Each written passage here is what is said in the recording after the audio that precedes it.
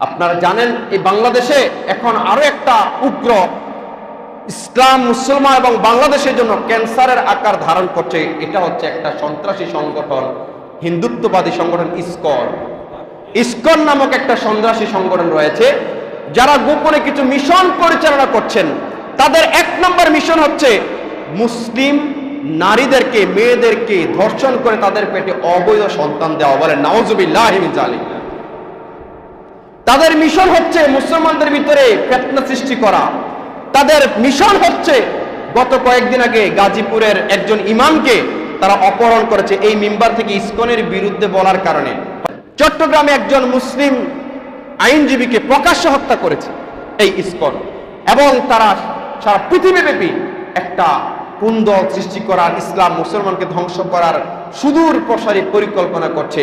আমরা আজকে এই মিম্বার থেকে সকল আলেম ওলামা এবং সকল মুসলমানদের পক্ষ থেকে আমাদের বর্তমান রাষ্ট্র ক্ষমতা যারা রয়েছে তাদেরকে আমরা বলবো, সন্ত্রাসী সংগঠন যেরকম জঙ্গি সংগঠন, তারা মুসলমানের নাম দিয়ে জঙ্গি যখন সন্ত্রাসী সংগঠন হয়েছে আমরা তাদেরকে সমর্থন করি না।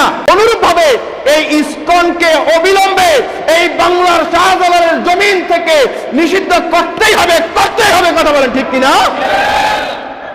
এবং যারা সুশীল হিন্দু রয়েছেন, যদি আপনারা ভালো চান আপনারাও এই সন্ত্রাসী সংগঠন ইসকনের বিরুদ্ধে কথা বলুন। যদি আপনারা তাদেরকে সমর্থন দেন তাহলে বুঝবো আপনাদের সাথে তাদেরও সম্পর্ক রয়েছে।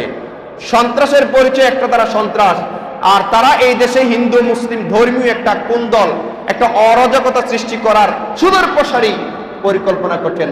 তারা অনেক প্রশাসনিক দায়িত্বে বসে থেকে তারা অনেক ধরনের ষড়যন্ত্র করছেন। আমরা বলবো তাদেরকে অবশ্যই অপসারণ করতে হবে এবং ইসকনকে অবিলম্বে বাংলার জমিনে নিষিদ্ধ ঘোষণা করতেই হবে। না হয়, যদি না করা হয়, এ দেশের মুসলমান আবারও শাহজালালের সেই ভূমিকায়, তারা যদি গৌর গোবিন্দের ভূমিকায় আসে, মুসলমানরা শাহজালালের ভূমিকায় ময়দানে নামতে বাধ্য হবে। এখনো শাহজালালের উত্তরসূরিরা বাংলার জমিনে আছে। এখনো আমাদের অন্তরে টিম টিম করে হলেও ইমানের প্রদীপ জ্বলে।